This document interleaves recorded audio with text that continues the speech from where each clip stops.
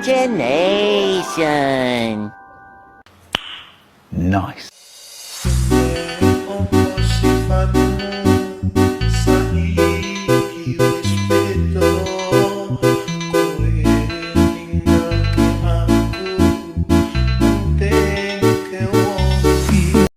Baik, sebelumnya Assalamualaikum warahmatullahi wabarakatuh. Perkenalkan, nama saya Muhammad Afifi Ferdiansyah dari kelas 1F PGKR. Saya berasal dari Sentolo. Saya akan menjelaskan tentang apa sih pengertian penalaran ilmiah. Nah, baik, jadi penalaran ilmiah adalah proses berpikir logis dan sistematis untuk memahami fenomena alam dan memecahkan masalah ilmiah. Lanjut, penalaran ilmiah memiliki beberapa karakteristik, yaitu yang pertama objektivitas, yaitu penalaran ilmiah berusaha untuk memahami fenomena alam secara objektif tanpa dipengaruhi oleh pendapat atau keyakinan pribadi.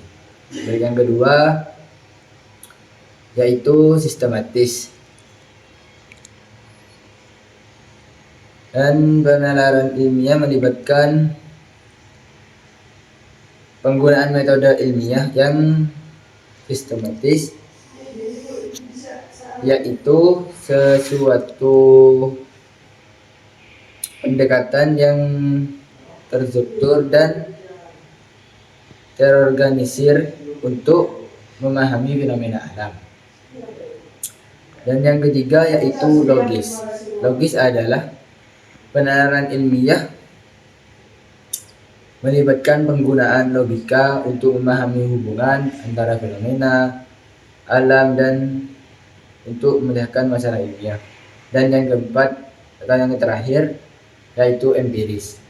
Empiris adalah penalaran ilmiah berdasarkan pada data dan bukti empiris, yaitu data yang diperoleh melalui observasi, eksperimen, atau pengalaman.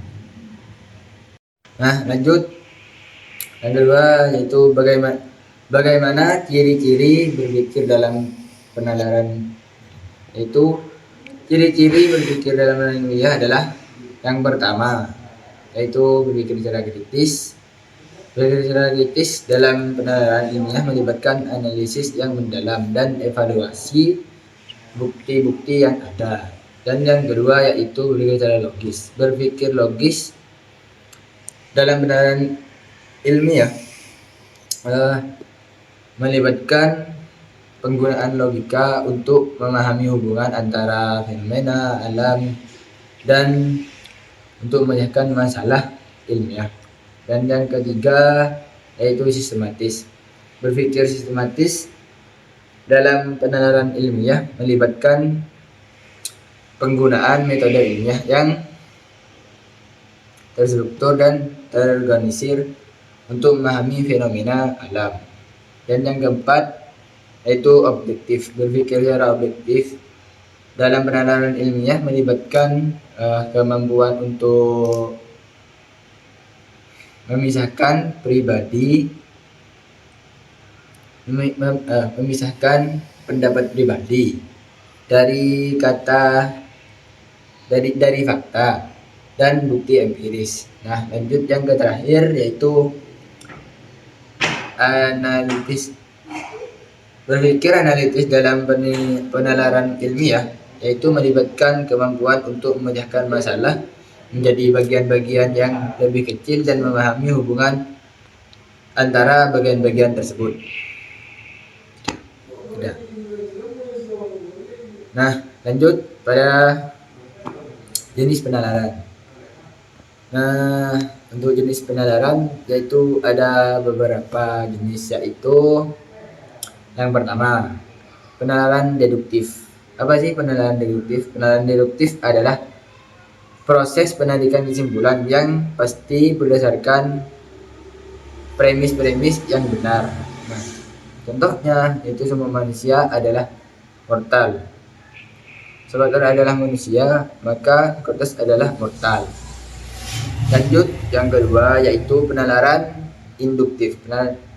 Penalaran induktif adalah penalaran penarikan kesimpulan yang tidak pasti berdasarkan pengalaman atau observasi.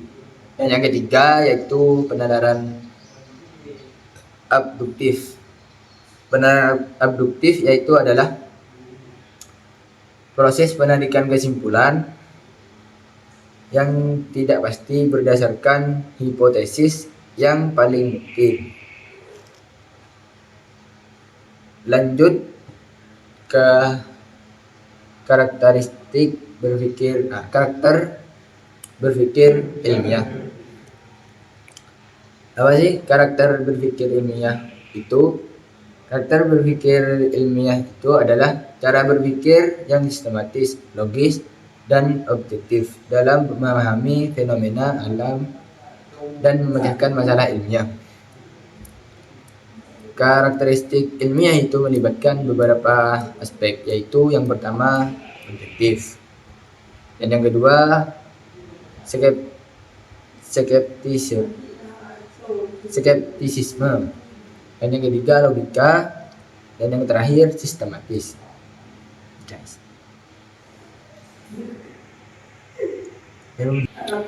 Lanjut kelebihan dan kekurangan pola pikir ilmiah. Kelebihan pola pikir ilmiah yaitu yang pertama objektif.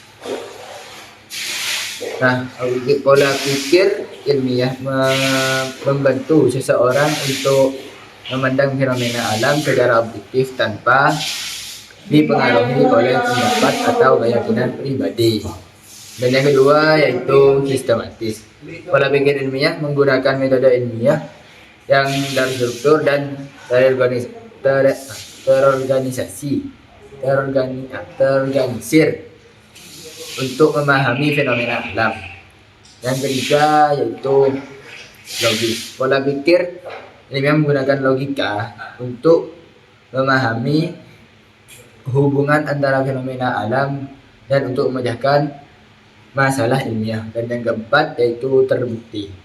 Pola pikir ilmiah berdasarkan pada bukti-bukti empiris dan data yang dapat diuji. Dan yang kelima dapat dipercaya, yaitu pola pikir ilmiah dapat dipercaya karena berdasarkan pada metode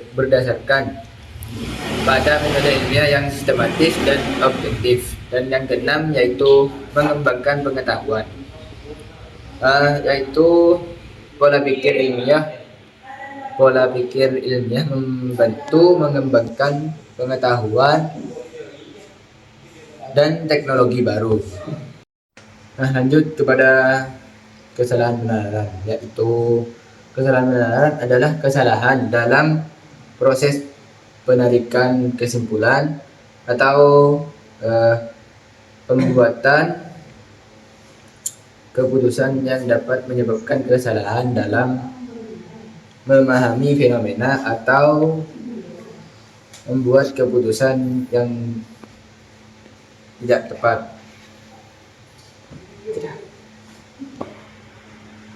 Nah, lanjut kepada pembahasan yang pertama, yaitu pembahasan tentang penalaran ilmiah, yang adalah proses berpikir sistematis yang bertujuan untuk memahami fenomena,